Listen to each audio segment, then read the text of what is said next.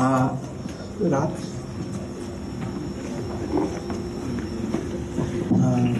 the team, is everything ready?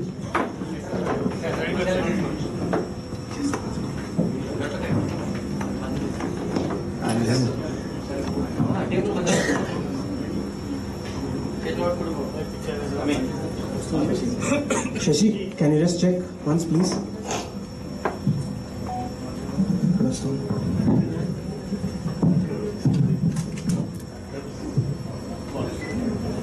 Okay. Bottles and talks of you. Bottles and so first I invite Shobhi Garu. Shobhi Garu, please come. And Ram. So let me just explain what is going to happen.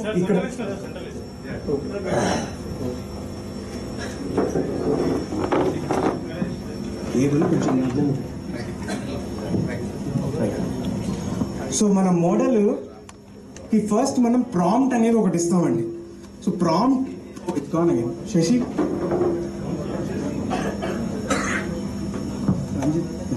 It's gone. Screen share again.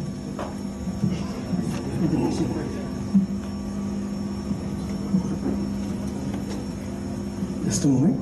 So మన మోడల్కి అంటే మనం build చేసినటువంటి AI చందమామ కథలు ప్రోగ్రామ్కి దాన్ని కొంచెం first దానికి ఒక హింట్ లాంటిది ఇవ్వాలండి. ఓకే, దాన్ని మనం ప్రాంప్ట్ అంటాం. ఈ ప్రాంప్ట్ అంటే ఏంటంటే మనం అనగనగా అంటాం కదా. సో అనగనగా అనేది ఒక ప్రాంప్ట్. సో అనగనగా అని చెప్పిన తర్వాత కథ అది దానంతట అదే రాస్తుంది. ఓకే, కొంత మీరు కథకి ప్రారంభంలో ఉన్నటువంటి కొన్ని పదాలు ఇట్లాంటివి కూడా ఇవ్వచ్చు. సో అనగనగా ఒక రోజు, అనగనగా ఒక ఊళ్ళో ఒక రాజు, ఇట్లాంటివి కూడా ఇవ్వచ్చు మీరు. ఓకే, కొన్ని సో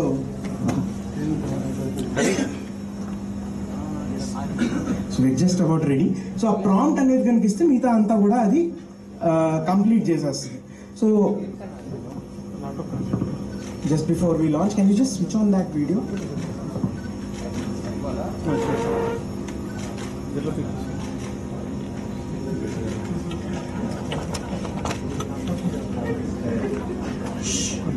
రవి,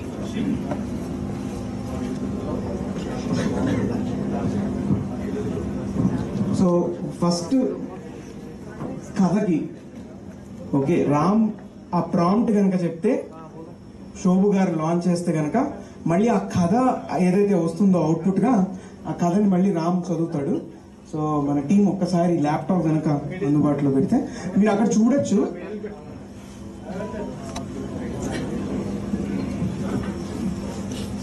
ఓకే, ఒక్కసారి ఫస్ట్ రహస్ ఆ పైది ఫస్ట్ కిందది రంజిత్ కిందది ఒక్కసారి చదువుతారా Ram? Can you? Okay.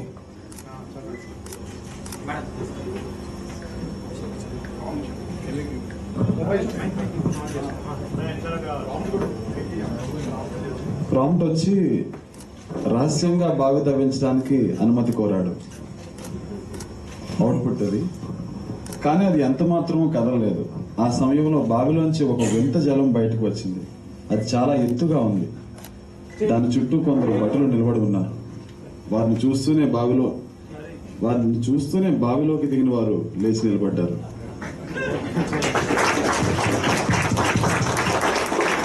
Thank you.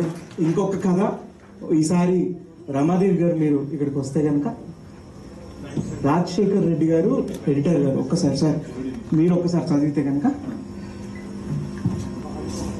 Second ఇది ఏది? అది కాదు రంజిత్, అది కాదు రంజిత్. సెకండ్ అనగనగా ఉంది కదండి. థర్డ్ యా సారీ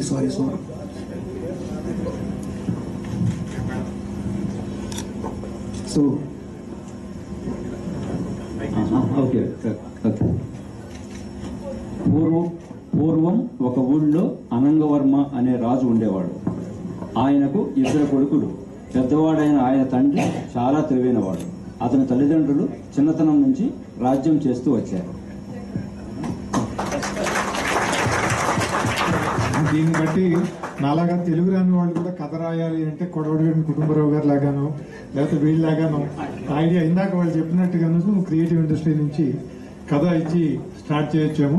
కానీ first I would now want to Shobhu గారు to mark the announcement of this and say a few words to the audience please.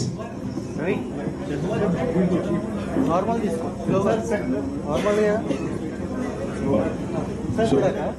Normal తీసుకో. ఒకసారి శోభు గారు యూఆర్ఎల్ చెప్తారు, దాంతో మీరందరూ కూడా మోడల్ని ట్రై చేయొచ్చు. So I'm very pleased to announce that officially Swechha organization's small language model, Telugu model, AI Chandamam Katlu is launched.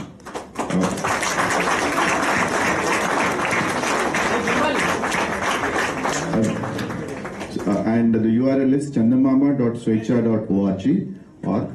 You can all check it out. And the more people check it out, the better it will become. So, and all the best to the entire Swechha team. And I think it's a great idea, and I wish them all the best. Thank you. Thank you everybody. Requesting Shobhu Garu to say a few words and let us.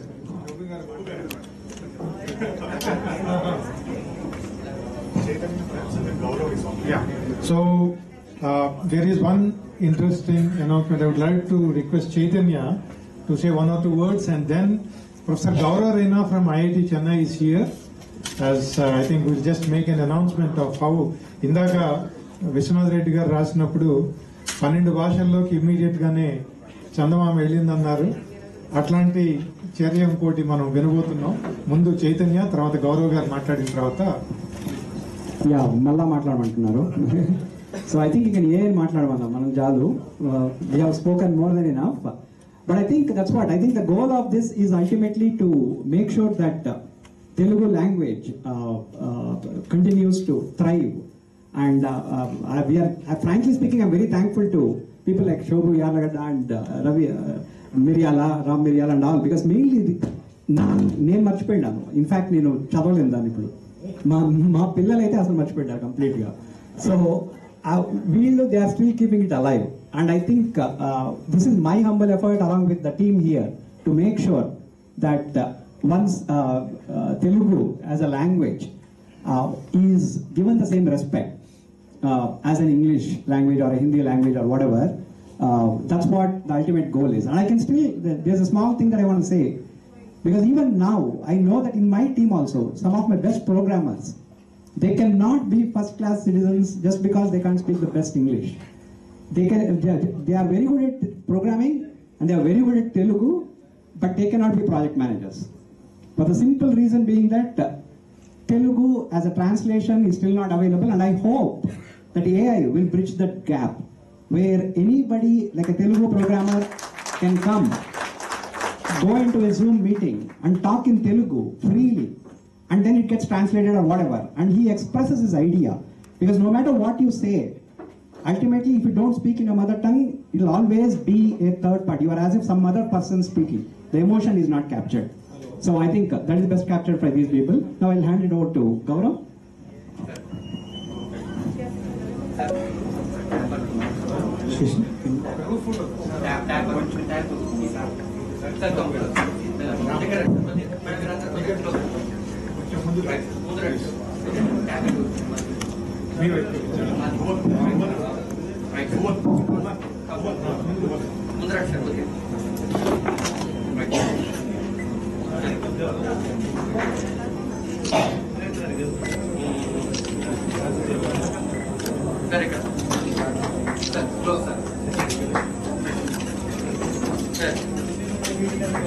Sir ఒక్క నిమిషం.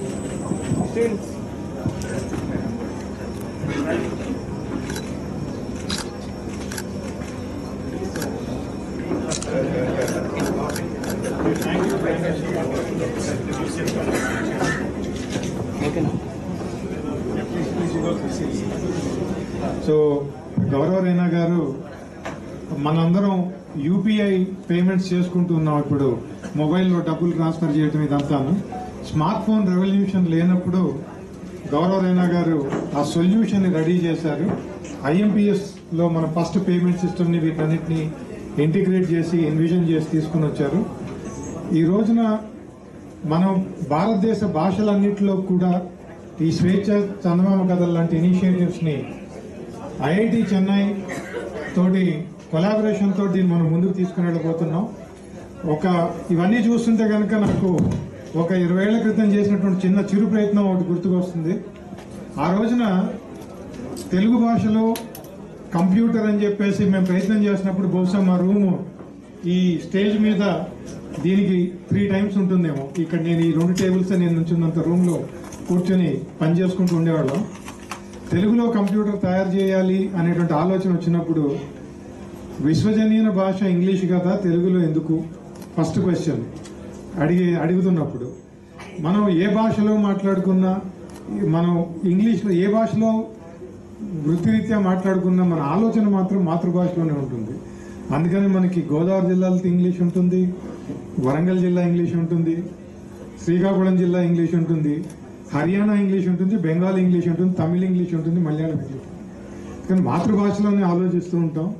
ఆ ఐడియాని express చేయడానికి మనం IT super power అని చెప్పుకుంటూ మాతృభాషలో computer లేకపోవడం ఏంటి అని చెప్పి అనుకున్నప్పుడు first prototype proof of concept, ఇట్లాంటి ప్రూఫ్ ఆఫ్ కాన్సెప్ట్ రిలీజ్ చేస్తున్నాము అని చెప్పగానే 300 members పైన వాలంటీర్స్ సైన్ అప్ చేశారు ఆ రోజున రిలీజ్ చేయగానే.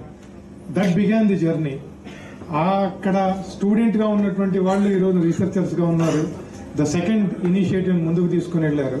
ఈ రోజున అట్లాంటి ఓపెన్ అపీల్ చేస్తే కనుక కొన్ని వేల మందితో చేయాల్సి వస్తుంది. ఈ ఫస్ట్ లాంచ్కి అంత హడావుడు వద్దనుకుని చెప్పేసి పరిమితంగా మనం చేసాం. అని రేపు మార్చ్లో ఒక మేజర్ కాన్ఫరెన్స్ ఒకటి పెడుతున్నాం. ఆ రోజుకి వాయిస్ కార్పస్ జనరేషన్ కూడా ఉంటుంది. వాయిస్ తోటి కూడా మనం మెషిన్స్ తోటి ఇంటరాక్ట్ అయ్యేటువంటి సొల్యూషన్స్ వస్తున్నాయి. ఆ సొల్యూషన్స్ ఇంప్లిమెంట్ చేస్తూ దాన్ని డెమాన్స్ట్రేట్ కూడా చేయబోతున్నాం. దాదాపు మొన్న 3 రోజుల క్రితం వరకు వాయిస్ కార్పస్ జనరేట్ చేసేటప్పుడు 100 గంటలు మాత్రమే ఉన్నాయి. కానీ కొలాబరేటివ్ వర్క్ మూలంగా లాస్ట్ 2 daysలో 900 గంటల వాయిస్ కార్పస్ జనరేట్ చేశారు. ఎవరి ఇళ్లలో వాళ్ళు కూర్చొని మొబైల్ ఫోన్స్ పట్టుకుని వాయిస్ కార్పస్ జనరేట్ చేయడం మొదలుపెట్టారు. అంటే ఒక టెక్నాలజీని తయారు చేయడంలో కూడా వేల మంది భాగస్వాములు అవుతాం. ఆ వచ్చినటువంటి ఫలితం కూడా సామాన్య ప్రజలకు కూడా వెళ్ళటం అనేటువంటిది బహుశా నేను అనుకోవటం ఈ రోజున ఎక్కువ మంది తెలుగులో కంపోజ్ చేస్తుంటారు మొబైల్ ఫోన్స్లో. అది స్వేచ్ఛ వంటి వారు చేసినటువంటి ప్రయత్నం అని చెప్పి ఎవరికి తెలియదు, చెప్పుకొని కూడా చెప్పుకోలేదు. మనం 20 ఏళ్ల క్రితం చేసింది సమాజం కింద ఫ్రీ సాఫ్ట్వేర్ కింద రిలీజ్ చేశాం 2005లో. అప్పుడు ముఖ్యమంత్రి గారు రిలీజ్ చేశారు దాన్ని. ఈ రోజున ఎక్కడికి వెళ్ళినా చూస్తే గ్రామీణ ప్రాంతంలో సైతం రైతులు కానీ వ్యవసాయ కార్మికులు కానివ్వండి ఎవరైనా వాళ్ళు కంపోజ్ చేసుకుంటూ ఉంటుంటే చూస్తుంటే ఆనందంగా అనిపిస్తూ ఉంటుంది. తెలుగు భాష మళ్ళీ సజీవంగా లెగిసి వచ్చిందని అనిపిస్తూ ఉంటుంది. ఇంకా ఒక అడుగు ముందుకెళ్ళి క్రియేటివ్ ఫీల్డ్లో ఉన్నటువంటి వాళ్ళంతా కూడా ఆలోచన ఉంటే సరిపోతుంది, ఎగ్జిక్యూషన్ చేసుకోవచ్చు అనేటువంటి దశకి ఏఐ చేరుతుందని చెప్పి ఆశిస్తున్నాం. గౌరవ రైనా గారు రెడీ అన్నట్టుగా ఓకే. సో ఈ ఇనిషియేటివ్లో కూడా ఇక్కడ ఉన్నటువంటి వాళ్ళంతా కూడా ఇళ్లలో కూర్చుని కూడా మీరు పార్టిసిపేట్ చేయొచ్చు.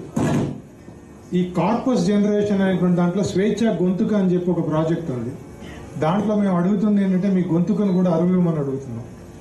మీరు దాంట్లో స్వేచ్ఛ గొంతుకని కనుక మొబైల్ ఫోన్లో ఇన్స్టాల్ చేసుకోగలిగిన లేదా మీ కంప్యూటర్లో ఇన్స్టాల్ చేసుకోగలిగిన బ్రౌజర్ బేస్డ్గా కూడా పనిచేస్తుంది. మీరు బ్రౌజర్లో ఓపెన్ చేసినా కానీ అక్కడ ఉన్నటువంటి 2 వాక్యాలను మీరు చదివితే మీ వాయిస్ రికార్డ్ అవుతుంది. మాకు కావాల్సింది దాంట్లో వాయిసెస్లో వైవిధ్యభరితమైనటువంటి గొంతుకలు కావాలి. స్వేచ్ఛ గొంతుకలు అంటే శ్రీకాకుళం జిల్లాలో మాట్లాడే తెలుగు ఖచ్చితంగా నెల్లూరులో అర్థం కాదు. ఆదిలాబాద్ జిల్లాలో మాట్లాడుతున్నటువంటి తెలుగు నల్గొండ ప్రాంతానికి వచ్చి మాట్లాడితే కొంచెం వ్యత్యాసం ఉంటుంది. అందుకని ఆ వ్యత్యాసాలన్నింటినీ కూడా అర్థం చేసుకుంటూ యంత్రం మళ్ళీ మాట్లాడాలి అంటే కనుక సంభాషించాలన్నా కానీ వైవిధ్యభరితమైనటువంటి గొంతుకలు మాకు కావాలి. అందుకని దాంట్లో మేము పెట్టేటప్పుడు 1000 గొంతుకలు కలవాలని చెప్పేసి స్వేచ్ఛ గొంతుక అని చెప్పి పెట్టాం ఆ ప్రాజెక్ట్ పేరు కూడా. కానీ స్వేచ్ఛ గొంతుకలు అనేక స్వరపేటికి ఒక్కొక్క ప్రాంతంలో ఒక్కొక్క రకంగా మారుతూ ఉంటుంది. అక్కడ ఉన్నటువంటి ప్రాకృతిక పరిస్థితులు, పెరిగిన నేపథ్యం, తిన్న ఆహారం వీటన్నిటి మీద ఆధారపడి ఉంటుంది. అన్ని మాండలికాలు అన్ని ప్రాంతాలకు సంబంధించినటువంటి గొంతుకలు కూడా త్వరగా తోడు కావాలని చెప్పేసి మీరందరూ ప్రత్యక్షంగా భాగస్వాములు కావాలి.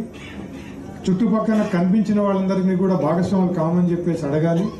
దాంతోపాటు తక్కువలో తక్కువ ఏమైనా చేయగలిగితే కనుక దీని గురించి సామాజిక మాధ్యమాల్లో ఒక పేరా మీరు రాసి 10 మందికి పంపించాలని చెప్పేసి విజ్ఞప్తి చేస్తున్నాం. ఇప్పుడు గౌరవ్ రైనా గారు దీన్ని భారతదేశం మొత్తం మీద విస్తృతంగా చేయడానికి ఆయన ప్రయత్నాన్ని దాన్ని కూడా ఒకటి వివరిస్తారు.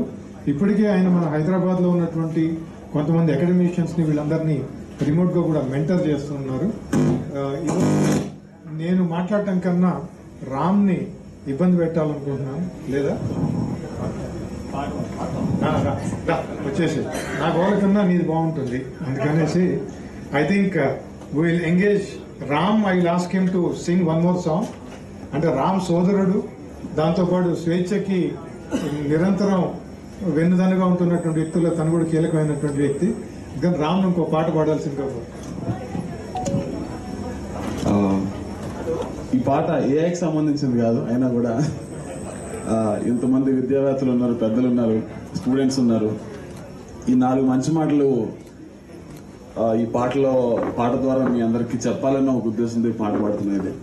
అలాగే అని చెప్పి ఒక పాట రాసాం ఈ మధ్యన, ఒక సంవత్సరం లాస్ట్ ఇయర్ లో. ఇది మనలో మనం ఎన్నో గోడలు కట్టేసుకుని, అవి కులాలతో కావచ్చు, మతాలతో కావచ్చు, ఈ గోడలు ఆఖరికి మన హీరోల పేర్లు చెప్పి కూడా గోడలు కట్టుకుని మనం సెపరేట్ గా బతుకుతూ ఉంటాం. సో ఈ గోడలన్నీ తీసేసి మనందరం కలిసి అన్నదమ్ముల్లో బతకాల్సిన వాళ్ళం కదా, ఎందుకు ఇలా ఉన్నామని చెప్పే ఉద్దేశంతో రాసుకున్న పాటది. అలాగే భలే బ్యాండ్ తో పాడితే ఇంకా బాగుంటుంది, బట్ సింగ్ లైక్ నార్మల్ గా పాడేస్తాను. షూర్.